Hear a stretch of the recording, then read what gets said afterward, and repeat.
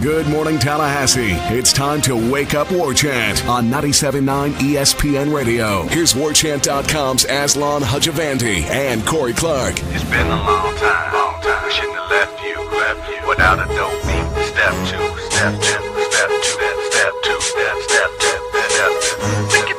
It's been a long time. We shouldn't have left you without a dope beat. It's only been about 4 days. You guys are all doing fine, I hope. You already know our names. It's Wake Up War Chant, folks. Welcome to the program brought to you by For the Table Hospitality in those three awesome locations in the College Town District, Central, Madison Social, and Township.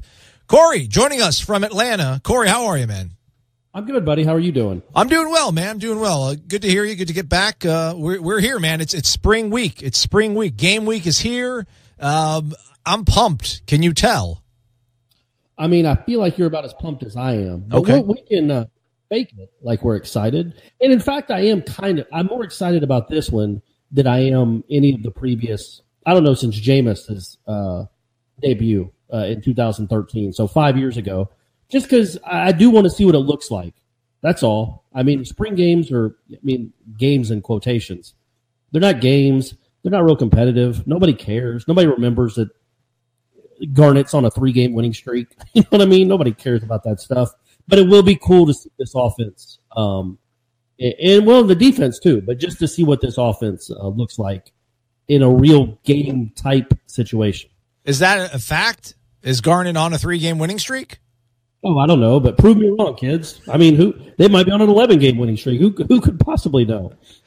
Yeah, it'll be fun, man. The kids look like they're super stoked. I saw some video, we posted from Deontay Sheffield, or we didn't post it, but we retweeted it, where he was showing the actual meeting room as Taggart was announcing each player being drafted, quote, by their team. So players look pumped, so it ought to be fun, man. At least we'll have something to really sink our teeth into, because outside those first two practices, we've been a little bit limited in what we've been able to see. But it'll be exciting to see some of this stuff actually play out in front of us, right? We'll actually see like plays, live play calls. We'll see the tempo, and it's not its full majesty, rather, but pretty close to it, I would think. I liked it. You just said majesty. I corrected myself quickly thereafter, though. I'm rusty, it's like, man. You were reading it and you misread it. Yeah. You have cue card? You don't have cue cards in the studio, do you? No, not today. Not today. Okay, because usually I'm holding them up for you, right? When I'm in the studio, exactly. So I was wondering how you misread that. That's crazy. Yeah, man, I am, and I think maybe to see Blackman and Hawkman, it will be interesting just to see what they look like. See if the offensive line looks any better, because I do think when we talk about this offense and all the weapons it could potentially have, the one thing we always have to remember is, man, this offensive line isn't proven at all. And it might not be very good. And if it's not very good, then the offense can't be very good. So, maybe looking at that and seeing how the offensive line looks against, a Florida State defensive line that has 2 starters out. So it should kind of have its way with the Florida State defensive line. And if it doesn't, well, then there's a lot of room to improve in the next 5 months. And they better improve. Yeah, I mean, the offensive line, that's like the thing that we always forget, right? Or not all of us, but I think that I probably forget, some of us forget. We get so pumped up and anxious and optimistic about Cam Akers and DJ Matthews and Tamori and Terry. And then you're like, oh, wait, well, if we can't block for these guys, then we're dead in the water. But, Florida State not having, Marvin Wilson there fully healthy, healthy at all, quite honestly, he's not going to play. He's out. He tore his MCL. Is that what we didn't really get to? Breathing. You know what I mean? Like, he's healthy. He's not in a hospital, fighting for life or anything. Yeah. No, relatively speaking. He mostly healthy. It's just he's got a knee issue. But yeah, he tore his MCL, and that should be like I think it's 6 weeks to 8 weeks. But there'd be no need to rush him back anytime before June or July. Really, I wouldn't think so. They seem to think he'll be fully healthy for August, which is when you really need him. Right. Well, I think. And Kando won't be there either. Oh, yeah, that guy. He's got. And then we have no idea what's going on with him, because there's no tell on him. There's no knee brace. There's no ankle wrap. There's no shoulder harness. So we can only imagine what Josh Kando is dealing with. But he does look to be in decent spirit out there, working around and walking with the injured folks. But I don't know. I feel like, obviously when we're in this juncture of the spring, even though it's like, we're coming up on practice, 12, 13, and 14, and then the scrimmage will be 15 and what have you, that, the defense is, quote, always ahead of the offense. But I feel like on Saturday, it's going to be, I don't know if Willie's going to tell the defense to make him look good or anything like that, and maybe tell Harlan Barnett not to get too crazy. But I feel like if anything, the defense will be pretty vanilla, and that offense will try to, I don't know. You talked about how excited you are for this compared to previous spring games.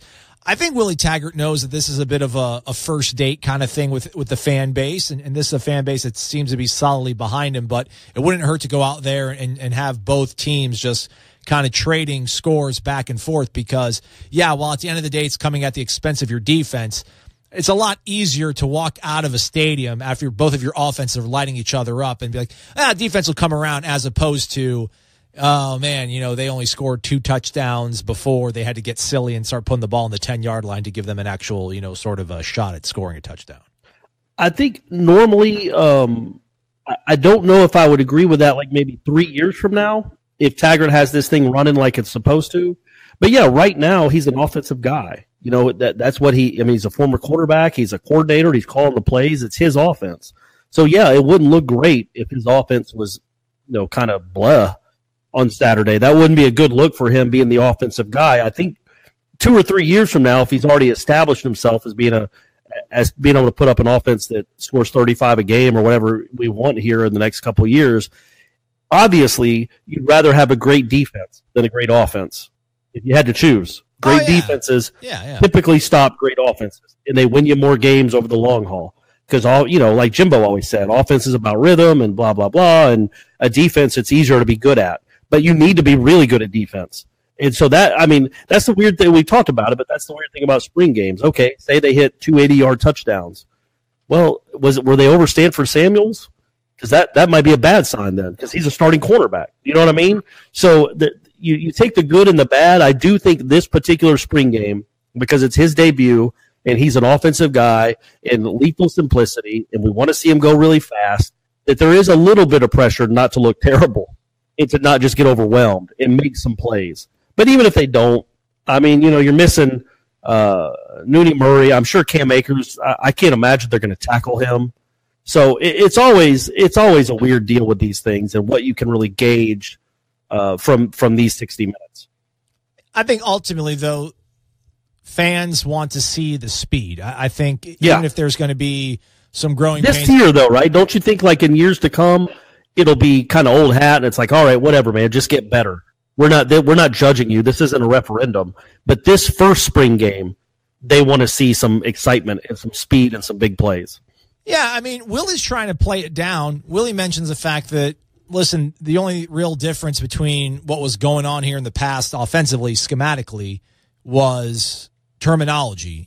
They're running the same plays that the team ran last year, and that's universal everywhere. Gus Malzahn runs his crazy up-tempo offense, but he's running, if you talk to people who know football and X's and O's, he's running fairly simple sort of plays. He's running like trap, counter runs. Things that are fairly common everywhere you go. He's not running anything that exotic. So, Taggart's trying to kind of undersell the fact that, listen, we're not trying to do anything that radically different.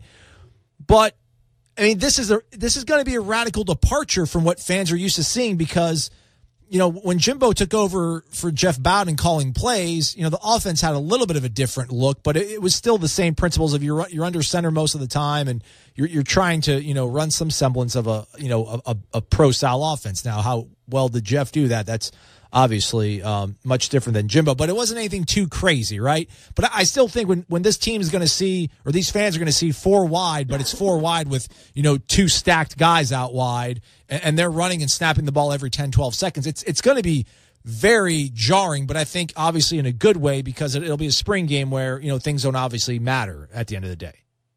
Well, right. No, they don't at all. It's just it would be nice, again, like we said, for them to have a nice showing on offense. But even if they don't, it really doesn't matter. And I don't think Willie will get too hung up on it. I do think he wants to have a nice showing. But again, as long as his quarterback's not throwing 5 pick sixes and he looks completely rattled, I think he'll be okay with just kind of showing what they've done the first 4 weeks because there's no way they're going to look great, right? I mean, you just can't expect that. They're learning the new offense. A lot of starters are out. There's got to be some, there's a learning curve, and they go at such a fast pace. I don't know how much they've been able to really rectify mistakes on the field. So I just assume it's going to be pretty sloppy. I just assume it will be, and you hope you got 4 or 5 months to correct it. Yeah, was it you who asked DeAndre Francois how things work in terms of correcting things, off the field? Yeah, it was a perfect DeAndre answer. Yeah, I said, so how do you? Because Willie Taggart had said that they don't really correct on the practice field. If you make a mistake, they don't yell at you really, because the next team is immediately on the field. The second team is immediately on the field going through their play, and then the third team goes back on. So there's not time to really do it except in the film room. And so I said, how do you guys do that? Well, talk me through like the correction process. And he goes, well, we make a mistake, we look at the film, and we correct it. Like, all right, well, thanks, DeAndre. Appreciate that, buddy. He's a real gem, that guy. No, I'd like it. It's a really actually quite refreshing that if he thinks it's a dumb, it wasn't a great question. It was kind of a no-duh question, and he just gave me a no-duh answer, which I kind of deserved. Now, when I ask a good question, he better give me a good answer. That's the relationship we have to have. Fair enough. All right, let's step aside for our first break of the day. When we come back, diving further into spring football, I'm going to have to disagree with the assertion that this offense might, look kind of sluggish the first time unleashing lethal simplicity. We'll talk about it next year on Wake Up War Chant, ESPN 97.9 Tallahassee. You're locked in to Wake Up War Chant on 97.9 ESPN Radio.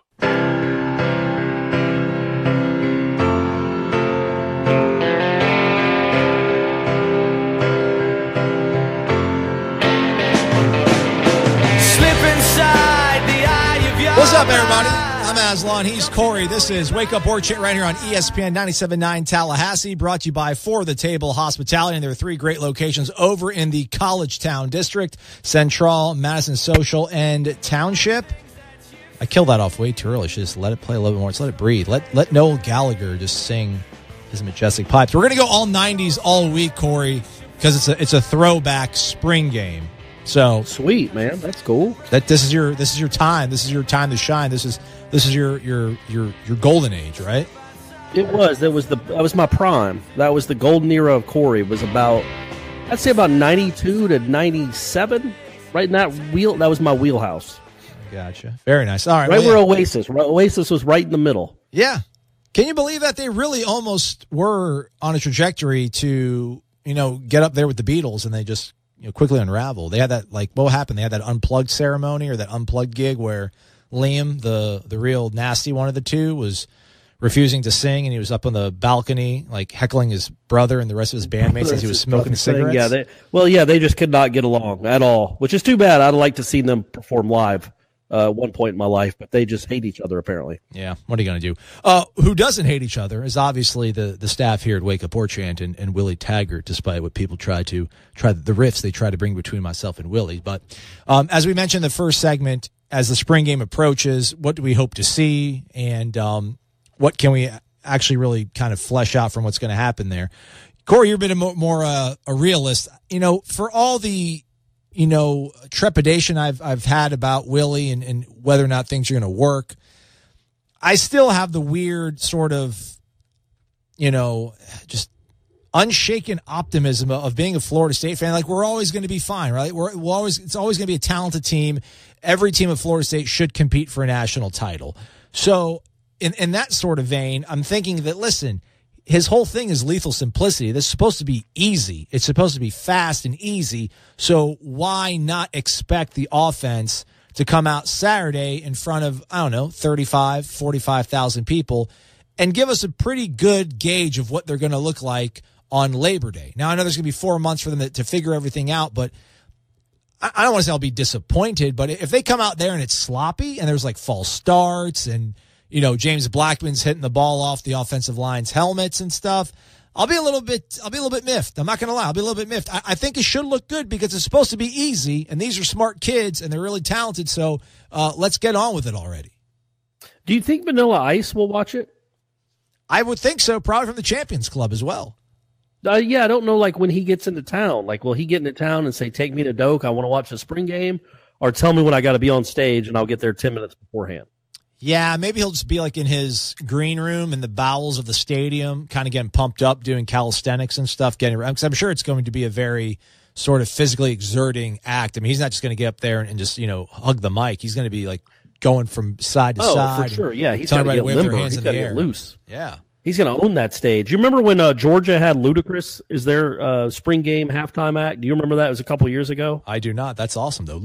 In his contract, he had because it was just his rider. So it's for every venue he's in, every arena he's in, every stadium he performs at. There's a certain rider that he just has. It's like a standard list of one demands. for him. It's a list of demands, more or less. Yes, a rider. One of them was, I think, like 25 condoms. All right. I mean, safety first, it's brother. Just, you would think maybe you alter it a little if you're performing at an institute of higher learning. Maybe take that out of the rider, and also, hey, millionaire, buy your own. That would be where I'm coming from as a promoter. Why must you shame a man for perhaps desiring co-eds? Why can't Luda and I just live and date girls that are in college? No. He's older than you, so that's really creepy. But also, I'm not shaming him for that, although I guess I am. I'm shaming him for making a university have to pay for his prophylactics. Anyway, not to get Wake Up War Chant off on a weird tangent. Back to your question or your point. Yeah, I mean, it's supposed to be easy. But it won't be. Not 3 or 4 weeks in. I can't fathom that it will be. And again, we don't even know who the quarterback's going to be. There's 3 healthy receivers that are on scholarship. I don't know what they're going to do with the running backs, if they're going to be able to bring them to the ground. It's certainly not. You wouldn't think Akers and Patrick will be getting tackled a whole lot. So I assume for the whole spring, and we don't know for sure, but I've heard things that the defense is ahead of the offense because, again, defense is easier to learn, quite frankly. And the offense is more about timing. And I just expect it to not be great yet. And I don't expect it to really be great this year in the fall. It should be better. Well, it can't be any worse than it was this past year. So the offense will be better and it will be more fun, but it still will have struggles and it will be sluggish at times. And that's just what I expect out of this first year. Now, it still should be good enough to win 9, 10, 11 games. Sure, that's fine.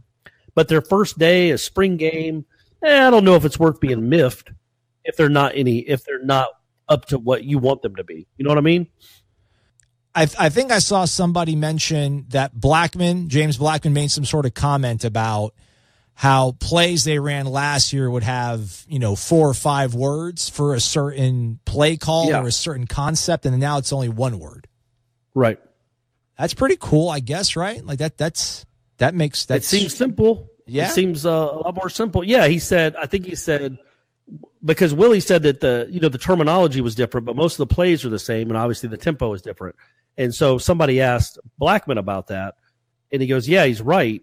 Last year a play might be 3 words. This year it's just 1 word, which is, I mean, again, it's not rocket science, man.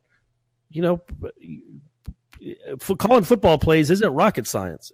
And it doesn't have to be that complex. So I like it. I like that Willie makes it that simple. And why say 3 words when you can say 1? Plus, they don't have a ton of time to say anything. If you're snapping it with 11 seconds left, in fact, Bailey Hockman talked about that when we talked to him. He's like, you have to rush to the line so quickly that you're rushing the line so quickly and you're just saying get set, get set, get set, and then 1 word and go. So, that should be hard for a defense to adjust to, I would think. It certainly is for Florida. It has been traditionally for Florida State's defense. I have such a tough time reconciling all this because as somebody who genuinely I like the sport of football because I feel like it's the most strategically driven major sport that we consume. I don't really know how much there is in basketball. I mean, I know you run sets, but ultimately it's like, run a high screen and then, somebody peel off and get to the bucket. Baseball, I'll never understand baseball. Maybe because I have such a small brain. Hockey is so free flowing. You have plays and concepts, but it's so free flowing. But football is I think it's very technical and strategic. But we then try to say that, well, it's really not. It's not rocket science, man. Just listen, just run your route, hold your block, get open. It's all blocking and tackling. So that's the thing. That's why I enjoyed the way the guy who used to be here ran things, because I felt like that's the way it had to be done. I'm like, this makes sense. This is a physical sport played by tough physical guys, and you need to outwit the other person, like by using your mental brain strength, mental mind power, if I could actually speak today.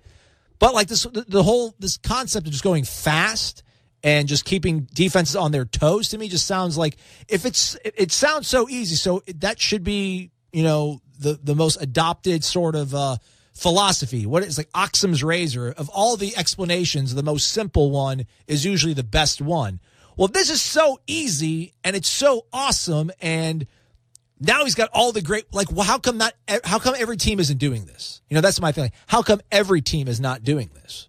Well, I mean, it's growing that way, right? It's a lot like it is trending in that direction. You're right. Trending in that direction, much like teams that shoot 33 pointers a game. Ooh, the sport is changing.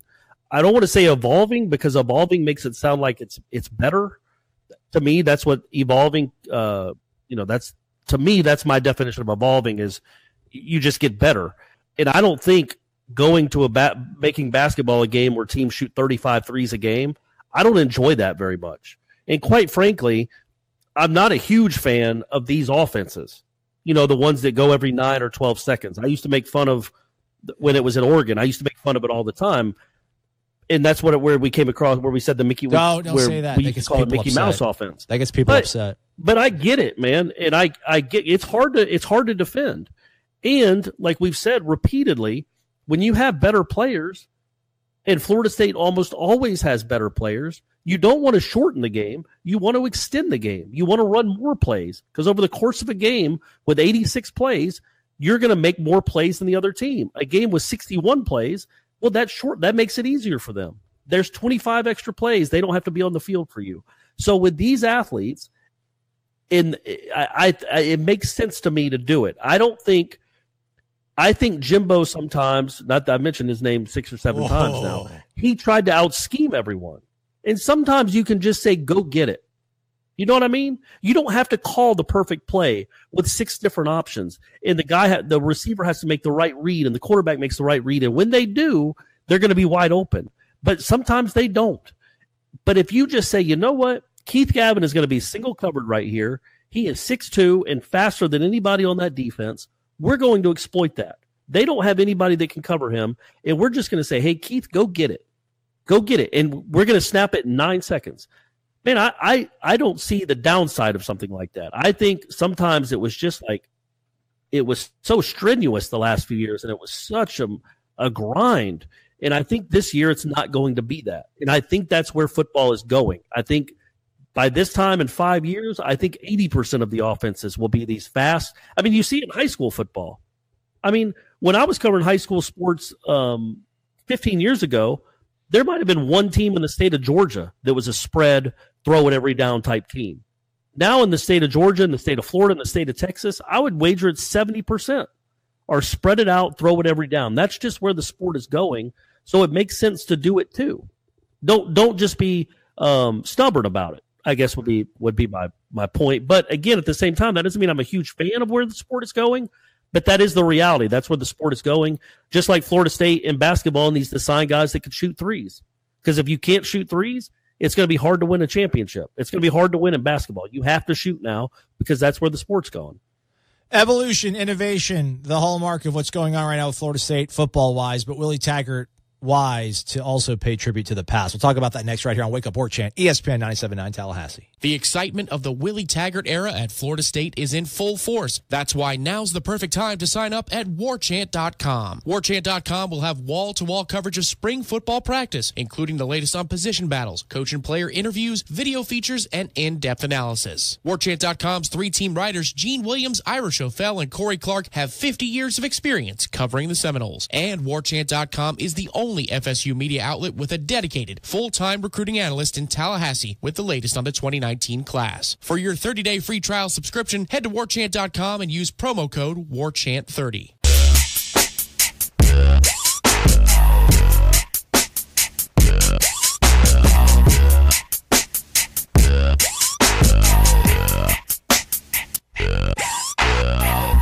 Oh, yeah. I'm Aslan. He's Corey. This is Wake Up War Chant. Giving you the 90s all week long because it's the Garden and Gold game. It's going to be a throwback. We got Vanilla Ice, Salt and Peppa. I feel like Rob Bass is also going to be there performing, Corey. Your boy Rob Bass. He is not DJ Easy Rock, though, because unfortunately he passed away. R.I.P. Another one gone too soon. R.I.P. Easy Rock. This show brought to you by For the Table Hospitality and the 3 great locations over in the College Town District. Madison Social, Central, and Township. Go ahead, check them out this weekend if you're in town. No better time to do so. Corey, also, I forgot to mention, I actually have a surprise for you when you arrive back to Tallahassee that I was able to get at the Masters. That's all I'm going to say, though. All right. Pimento cheese sandwich? I actually polished that off yesterday during the final round. I brought one back from me. Gotcha. I did bring. I didn't get the Georgia peach ice cream sandwich, which I really meant to get done, but couldn't do all of it, man. Couldn't do all. By the way, did you enjoyed it? It was a good time, man.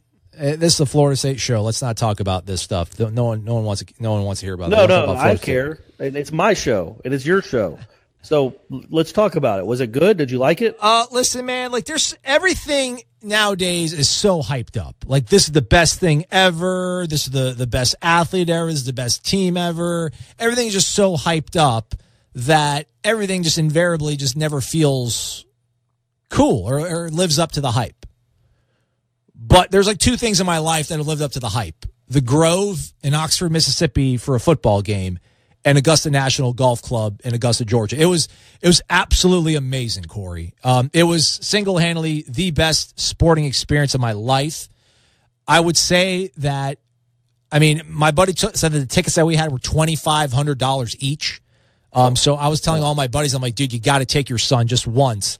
Like, you got to take Brady. I wouldn't spend $5,000 on it, but I'd spend like $2,500 on taking me and my son if I had a son. It's just, there's no phone involved either, so you're going to have to hang out with your son. Your son's going to have to hang out with his dad the whole day. Right. I mean, the really cool thing was that my buddy, we got the tickets through his employer, which is Mercedes-Benz. They sponsor the thing. Dude, they had a cabin on the 15th hole pretty much, Firethorn or whatever. So, I mean, we go down Magnolia Lane. They drop us off at this cabin.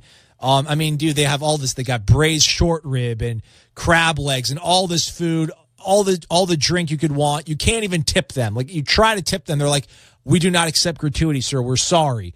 Everybody treats you like you're king of the world out there. And even outside of that cabin, when you went to the concession stands or we went to the golf shop to buy memorabilia, and everything is just so efficiently run. Like, our government should go there and just take notes because it's 1,000 people trying to get a beer, but it only takes 30 seconds. Everything about it was amazing. The way it looked, I mean, the grass looked every bit as vivid, emerald, majestic green as it looked in television, as it did in real life. It was awesome, man. It was amazing. It was amazing. Well, I'm glad. I mean, that's a cool experience. That's a bucket list item that you got to cross off. That's pretty awesome. Yeah, for sure. So shout out to the boss man for letting me go out to Augusta and do that while I missed a football practice. Did you get to touch Tiger? No, but I'll be totally honest here. He was coming off the tee at 13, and he was probably about 50 yards away from me, and he was just walking, and everybody's like, let's go, Tiger. All right, Tiger. Attaboy, Tiger. Welcome back, Tiger. Love you, Tiger. And I'm like, let's get this, Tiger. Let's get it. And he looks over at me and just starts nodding his head as he's walking up to his shot. And I told my buddy, I'm like, dude, you saw that, right? He's like, yeah, I saw it. He was looking at you. I'm like, yeah. And Tiger's my guy. Like, I love Tiger. I love golf, but like Tiger, I only want Tiger to win. And so that was super cool too, man. And there's another cool thing that happened as well, but it's part of the surprise. We'll talk about it on the Thursday edition of the program. On the Friday show? No, Thursday show. Or not Friday show. Right, Friday. Yeah, Friday show. Could be Friday show. We'll see. Yeah, anyhow, back to football. But so it's awesome, man. I'm glad. I'm glad I asked. Yeah, no, I care about it. I wanted to know how it went. Yeah, I appreciate it, man. I just know there's people out there that they want Knowles all the time, man. They want Knowles all the time, and we're here to give them Knowles. Well, I don't know what they think we're going to talk about in like June and July. I don't know. But get used to a lot of stuff that's not Florida State centric. I know, man. I'm nervous, brother. All right, so one thing that I don't know, I guess I just wasn't paying attention. Maybe I was in such a rush to get out of there on Wednesday to get on the road to go up to Augusta. Bobby Bowden was actually at practice on Wednesday, if I'm not mistaken. And then Bobby came back with the whole band on Friday for the coaches clinic, or Saturday for the coaches clinic. I saw Billy Sexton was there. I saw Mickey Andrews was there. Now, I don't know, man. you have some of that romanticism about Florida State still left with you. So much of it to me is stripped away now that I've been here and just getting, my teeth kicked in by media relations. But I don't know, man. Like, I love Bobby. And now let me say stuff that's going to be critical of him. It's just the fact that it's so hard for me to continue. It's so hard for me to still shake how bad things were at the end. That I'm glad that he's back. I'm glad that everybody's cool about it. I really am. But ultimately, I guess it's an important healing process for a lot of the fans. But I don't know, man. I don't know where I'm trying to go with this. But I guess it's a good thing that he's back and we're all a big happy family again, I guess. Well, yeah, and I wrote as much that day, I guess, maybe Thursday. I can't remember. One of the days I wrote about, Bowden coming back and just how neat that is. Not necessarily because, he lives in town. It's not like he came from Alaska. He lives, in Killearn, 8 miles away. But the fact that he'd been gone for 8 years, I don't know, that to me is just sad because it's his program. He built it. Now, it didn't give him the right to necessarily crumble it to the mountain, but he did build the thing. And I think it was kind of sad that he wasn't around at all. He came back for the 13 NC State game and then just was never around the program. And so I wrote about that and how important that seems to be to Willie to connect to the past. And I think, and it's not like Jimbo told people to stay away. Mickey Andrews was at practice a good bit in previous years. Bobby never came. But part of that might have been because, Bowden always said that he didn't want to feel like he was standing over somebody's shoulder. Also, maybe there was a little bit of ill will because Jimbo took his job and maybe he thinks Jimbo pushed to get that job. I don't know. I really don't know. That's me speculating. But it wasn't a great relationship between him and Jimbo. And I'm sure Jimbo would have liked to have Bobby Bowden come back maybe and speak to the team. But I also don't think he really pushed for it one way or the other.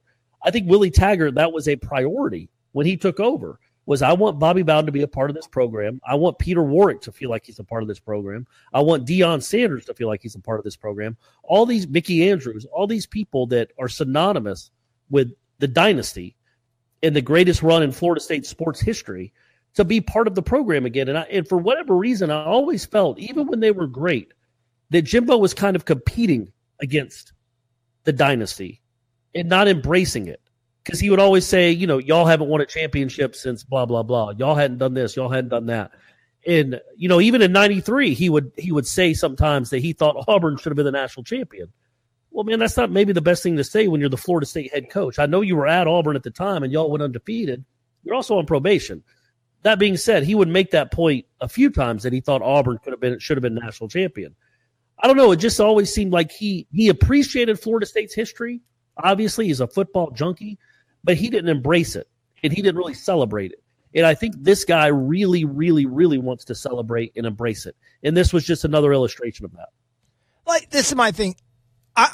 It's the problem with me, everybody. I'm not trying to make it sound like you guys have the problem on this one. As long as you admit it, man. Yeah. If you admit that you're the problem, then we'll just listen and move on. A lot of times I think you guys at home are the problem. The small 15, 20% of you that are just miserable human beings like I am, but we don't see eye to eye on things. But in this case, I'm at the fault in this one, and it's my problem here, and I don't know why, and I don't like it. I don't like it because I see how happy everybody gets when the photo of Bobby being posted at practice, and there's post after post, like, I'm so happy, I'm so glad to see Coach here, this is awesome, and then I'm just sitting back and I'm thinking, okay, well, how is this going to translate into winning football games? Because at the end of the day, that's all I care about, and it's a really bad thing because college football, I still think, has a lot of other things around it other than winning and losing. It's still your school. It's still, a stadium that you spent time and memories with people that you cared about in, and it carries over so much more than professional sports. But like all this feel good stuff that's happening around the program, like, I don't know, it just doesn't make me necessarily feel all that good. So I don't know if I'm trying to get a heart transplant here over the internet from you or something. But yeah, but are you saying it bothers you? No, or you just don't care one way or the other? The only thing that bothers me is that I just feel like the same people who were saying he needs to get out of here, let's hire this Jimbo guy, throw him all the money in the world so he doesn't go to West Virginia, are the same guys that were like, Jimbo's the man. And they're the same guys who are saying Jimbo's a jerk, that good riddance, he's gone, that so glad Willie's here now. And I just feel like there's, I don't know, because I've been on these message boards for such a long time, and I remember a lot of these names that are saying things, and I'm just like, dang, man, like, where do you stand on things? Is it just, I don't know what's the intrinsic motivation that people have. I guess just being a fan, man. I guess just being a blind fan. Like whenever everything is rosy, you're all about it, and then when things are down, it's like bash, throw napalm on things. It just drives me crazy because, God forbid we lose to Virginia Tech on Labor Day. Like the grumbles are going to start from week number 1, and I don't know, but maybe I should just enjoy this while it's here. Like enjoy the honeymoon as it's happening, rather than try to be some guy asking deep questions about things that really aren't deep. It's the guy who built this program, being back around his program, that should make everybody happy. Yeah, and it's not like this would take the place of a win in September. It's not like people after the game, I don't think anybody's expected to be, man, why did we punt at the Virginia Tech 12-yard line when all we needed was a field goal to win? That makes no sense. But hey, at least he brought Bobby Bowden back in April. Like that's not, they're mutually exclusive. I think what it is people really want to feel like this is they want the past to be celebrated. They want there to be a connection there between what is present and what is past, because the past was glorious. It was. And it was awesome. And looking back at it 20 years from now, it's just an incredible run. And again, that's not taking the place of wins and losses. The people that were really happy that Bobby Bowden came back to practice are still not going to be happy when they lose games, but I don't think they're supposed to be. I just think you're allowed to celebrate the coolness of it, the specialness of it, the specialness of Bowden and Taggart having a relationship and being there. Is specialness a word? I'm not even sure that's a word, but either way, I like it. Keep going, man. I'm getting lost here in the thought of things. Keep going. But you're allowed. I think you're allowed to like that and appreciate that moment, but also realize it makes no difference come September. Zero. Just like the music and the play in the practices. That's not going to matter once you line up and start playing football for real on Saturday nights. It's just not going to matter. But it's cool in the moment. It's cool in April, and I do think it helps build a culture. It helps foster a culture. Where you remember how, man, in the Miami, it always was so bizarre to me how Miami hasn't been relevant now in 14 or 15 years, but man, all those great players were so connected to that program. Even when they were in the NFL, they would always come back. And I understand Miami is a much easier city to get back to than Tallahassee, Florida, but it always seemed like they really celebrated that college football program, even if they had been in the NFL for 10 years. It's never really felt quite like that at Florida State. And I think Willie Taggart understands that. And, and part of that was Bobby Bowden's fault at the end. There wasn't a connection with him and his former players. It was just ugly at the end. And we all know it was ugly at the end. But it doesn't mean now that we've had 8 years to reflect, the ending was ugly and it was necessary. But we can still appreciate what he did before that. And it was really neat to see, man. God bless him. We don't know. He's 88 years old. Yeah. He doesn't have a lot of time left to come to football practice. Or heck, he might outlive us all. But you wouldn't think he has a lot of time to come to football practices and games and to be celebrated. And I do think he should be around the program more because this is his program. And I just thought that was a pretty neat thing to see on Wednesday. It's just like this is a movie, man. It's too. Everything is too syrupy sweet right now, and I don't feel comfortable with that sort of stuff. Again, this is a me problem. That goes to your mindset. This is an Aslan. This is an Aslan. And you're problem. You've admitted you're a sociopath, so you don't feel emotion. I didn't go that far. Maybe that was me saying. Yes. I'm sorry. It's just like, so this guy comes in here, and it's his dream job. Right now, obviously he can't win football games in September right now. Right. It's April. Well, no, I mean, yes, you can. So you're setting a foundation. Well, you know what things. I mean? The results aren't coming for another 5 months. Okay. But right now, the first month of spring practice for his 4 months that he's been the head coach, don't you agree he's hit almost every right note? Oh, absolutely. Perfectly? Absolutely. Yeah, I mean, from the introductory press conference to, the stories that we're getting about him being a fan from day one, from Deion Sanders showing up to a bowl game in Shreveport, Louisiana, to Deion Sanders saying, I don't give a damn about the other guy. He's gone. I'm all about Willie Taggart. Willie bringing in Bobby. You know, I mean, listen, if you saw the Snapchat that the warchant.com account retweeted from Deontay Sheffield, or you follow Deontay Sheffield on Twitter, I mean, you see, like, maybe if you're over the age of 7 and you're Caucasian, no offense to that. That's a great thing. You're a powerful person, probably. I wish I was you. I was in Augusta, Corey, and I felt what it was like to be white and powerful. And man, I'm so jealous of all you guys. It's just that, like, I mean, everything seems amazing.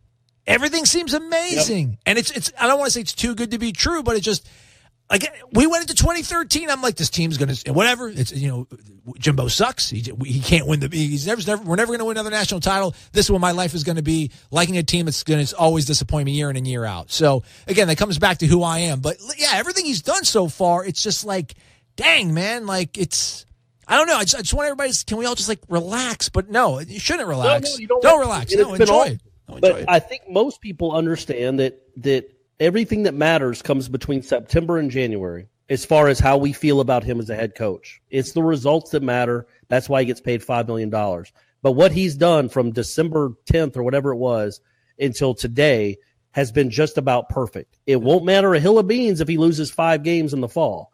But right now he's got this fan base electrified by what he's done and the moves he's made and just his personality and his ability, just the way he's kind of tried to transform this program. Now, if he transforms it into a 6-6 program, he'll be gone in 3 years. But for now, he's done almost everything perfectly. And we'll see how it translates come September. Nobody thinks that what's happening now means that the stuff in September doesn't matter, because that matters. 99% of it is what happens between September and January. Florida State's baseball team hasn't been perfect. No. That will probably make me feel better if we talk about that, because I'm a miserable human being. But I'm not a sociopath. It's Wake Up War Chant. We'll come right back after this. You're locked in to Wake Up War Chant on 97.9 ESPN Radio. And so I wake in the morning and I step outside and I take a deep breath and I get real high and I scream from the top of my lungs, what's going on?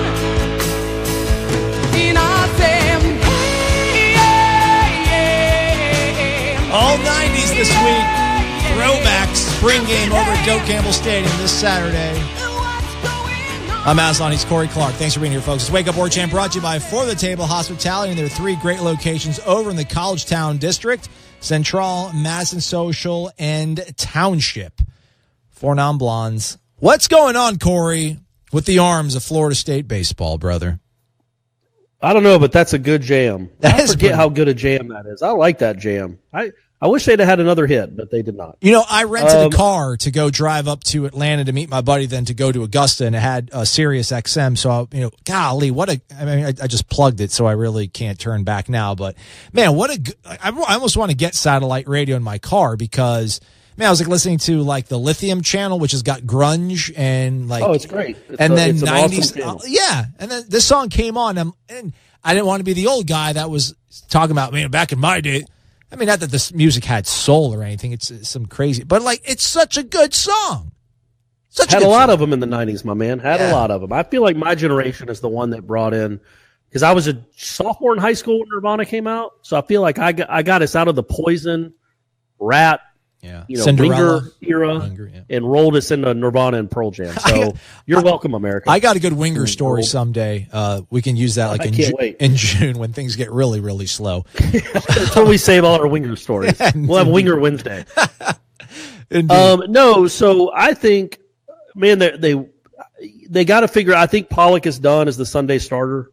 I guess maybe they'll do it one more time just because they're going to throw Carp on Tuesday. And then Carp needs to be in the weekend rotation. I guess you could argue that this game against Florida is as important or more important than a Sunday game against Georgia Tech for RPI purposes, and just for the sake of the sanity of the program, to not lose to Florida for the 44th time in a row. You want to throw a really good pitcher against Florida. I get that. But after this game, and they're not playing Florida anymore, they have to get Carp in the rotation and make Pollock a midweek guy or a long reliever. He had another outing. I think he went 4 innings, gave up five runs, and he walked 5 guys, which that to me is the biggest problem. Like, Parrish was good on Saturday, and Cole Sands was good on Friday. They did fine, but Pollock, it's 2 games in a row where he can't find the strike zone. And he doesn't have overpowering stuff. So if you're not going to find the strike zone, man, you're going to get shelled. And then, obviously every reliever they used on Sunday was not good, and they ended up giving up 16 runs, including, I think, an inside the park home run, which is always fun to see. Jeez, really? Yeah. So it wasn't a great weekend. It didn't help that over the last two games, the two games they lost, they walked one time total. Yeah. The batters did, which, that's where Florida State makes its hay, man. That's where they make their bread and butter, is getting on base. And Georgia Tech threw strikes, and Florida State, got 10 hits on Sunday, but only scored 3 runs and just couldn't get on base. They weren't very good at all at the plate. And so now they get to face Florida, which will probably be pretty fun for them. The perfect elixir for your offensive woes. For sure, the Florida Gators. For a team that's only scored 4 runs in 2 games, what you want to do is face Florida. That'll get you going. Silver lining from all this, Mike Salvatore seems to be shaping up into being a pretty decent transfer college baseball player for the Noles. He had 3 hits yesterday, went 3 for 4, came across the plate twice for Florida State. And I think he had 3 hits on Saturday as well. Florida State only had 5 hits. Red Applin had 2, and I think Mike Salvatore had 3 of them on Saturday. So pieces together another 3-hit day.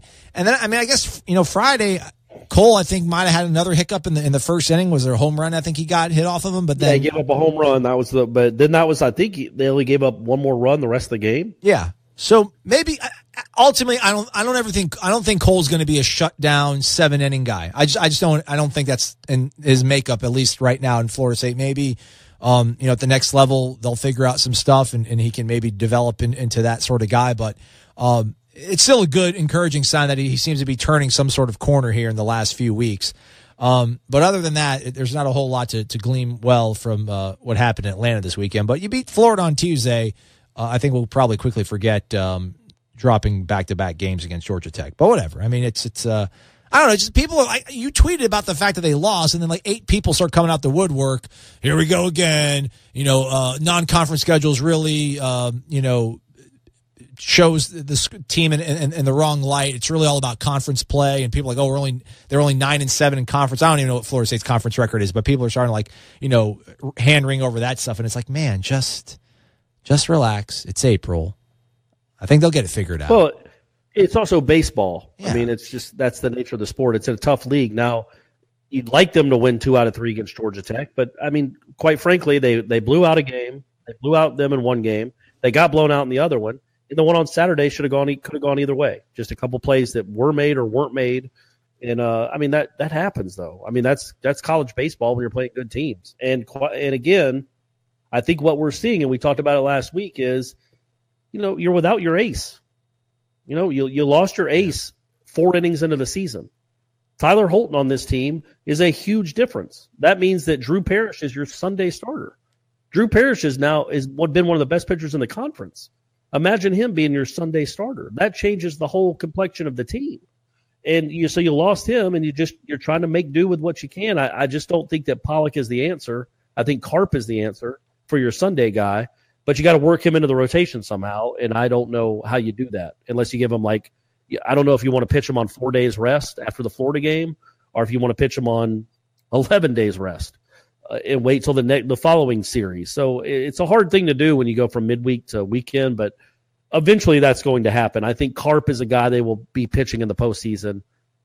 He would definitely get a start before Pollock in the postseason, in my opinion. And they just, they need to get the offense clicking at once. You're right. Salvatore hitting is a really nice thing because he's a good infielder, man. He's a good shortstop. He just wasn't hitting. Well, if he can hit around 280 and get on base 40% of the time, man, he's a good college baseball player, and that's a big deal. That's he right now, weirdly, he's having a better offensive season than Taylor Walls did last season. So, and he's a better shortstop, in my opinion. From what I've seen, he looks to be a much more natural shortstop. So that's been a nice surprise. You just hope, man, you're going to be in June. You're going to be playing games that matter. You just hope you get hot at the right time and make it to Omaha. From hardball to hardwood, C.J. Walker found a home. Ohio State. Good for him. Good for him. I think there's a lot of people that kind of treated C.J. Walker like he was chopped liver, shall I say. So good for him. To me, that's weird. I thought he would go to like the kid that's coming to Florida State, the kid from Albany. David Nichols. David Nichols. So I did a little bit of research on him, not much, but as a sophomore, Let it rip. 2 years in 17, he averaged 18 a game. He scored 40 in a game. He shot 82% from the free throw line. Not a great 3-point shooter, but like 36%, not terrible. And this year, I think they got another couple good players, so his average went down to 15. But still, 78% from the line, in 6 foot. So he seems kind of. I thought C.J. Walker would go to a place like Albany, where he could go and average. He could be a David Nichols and go average 18 a game, and shoot 16 or 18 times a game. I don't know. It's kind of odd to me to go. I didn't know he was planning on going to another big school. I don't think he is a starting point guard in a Power 5 school, a good one maybe I should say. He'll have moments, but I don't know that he's good enough to start at Ohio State for the next 2 years. I hope he proves me wrong, because he was always a nice kid and a good kid, and he made some big plays at Florida State. But I was really surprised that he went that route. I thought he was transferring to go to maybe a smaller school where he could be the guy. I clearly don't watch enough basketball, because I thought C.J. Walker was a fine basketball player, and I was a little bit miffed that he actually did transfer. I don't know how much of it is the fact that maybe I don't really know what Archie Miller is doing in Ohio. He's in Indiana. Who's at Ohio State now? Since Thad Matta left. Hey man, I don't know. Bob Knight. It's probably not. I think it's Jim Tressel. Did Tressel take the basketball job at Ohio State? Yeah, Chris Holtman, the guy who left Butler. There you go. He left Yeah, Butler I've for heard Ohio State. I don't know how much of it is the fact that maybe since Florida State seems to still be committed to actually like having bigs out there. I mean, some teams seem to like run 5 guards out at a time, or at least 4. But Florida State still seems to Kumaje, and then you have Ike, and then obviously, Kevin Gilly to me is a big man. I know that he plays like a guard. He almost handles the ball like a 2 sometimes. But he's their best rebounder. He's a 6'10" kid that can rebound and block shots. He's definitely a big, but he can shoot too. Yeah, so I don't know. Maybe he'll find more opportunity out there. But yeah, so Florida State, I hear what you're saying, and I guess I shouldn't have said that. I think maybe I was being unfair to CJ. Maybe he is a solid Division I basketball player at that level, like a high level guy, and he can turn into something really good by the time he's a senior. He's not better than Trent Forrest, and it's not close. In my opinion, I think Trent Forrest in 2 years will be one of the best players in the United States. So I think he knows that too. And C.J. Walker was like, well, I'm not playing in front of this guy. So, I want to go somewhere. That was what was odd to me, though, because he was going to get, even next year, I think he would have played 18 minutes a game, 20 minutes a game. And instead, he's going to Ohio State. Where is that guaranteed? Does he think he's going to play more than that? Does he expect to play 34 minutes a game at Ohio State? I would just be very surprised if that happens. I would think he will have a similar role at Ohio State that he would have had at Florida State. So to me, that makes it an odd move. We talked about all the major sports. Did you want to add anything about sand volleyball or golf? No, but I thought the Masters was fun Sunday. Jordan Spieth did. Incredible. Was rooting for Jordan Spieth. I did not want to see Patrick Reed win, but Patrick Reed won. Congrats to him. Such a sweet part. Huh? Yeah, first major for him. Good for him. My buddy and I were talking about. We're either going to see. We can either tell our kids, if I ever have kids, that we were there the day Tiger Woods finally officially got his mojo back, or it's going to be the year that some nobody wins it. Not that Patrick's a nobody. He's on the Ryder Cup and he's 27. He'll win many more majors, I would imagine, but not the guy I wanted to see win it. But yeah, it was good. It was good, man. Sundays are always the best. I think I have my best nap of the year Sunday between like 4 p.m. to 5 p.m. It was a good one. Oh, that's good, man. Right in the middle of the Masters, right in the heart of it. Jim Nance just kind of serenades me. Then I wake up and get to watch the last 3 holes and see what happens. That should be an app. There should be like a Nance app on your phone where he can just say things to put you to sleep. Yeah. All right, let's get to his voice. That's what it does. I mean, I always get dreary-eyed every time. Even if he's calling the Final Four, I get dreary-eyed when I hear his voice. He's got such a lovely little voice, that Jim Nance. Maybe one day I can have the chops that he has. Anyhow, that's a wrap on the show. Really bit of a rusty one back out the gates, but that's what happens when you have 4 days off. We'll come back stronger than ever tomorrow. For Corey Clark, I'm Aslan Hajavandi. Thanks for listening to Wake Up War Chant. Jeff Cameron coming up at 3. WarChant.com is the ultimate inside source for FSU football and recruiting. And now you can get in on the action for free for an entire month.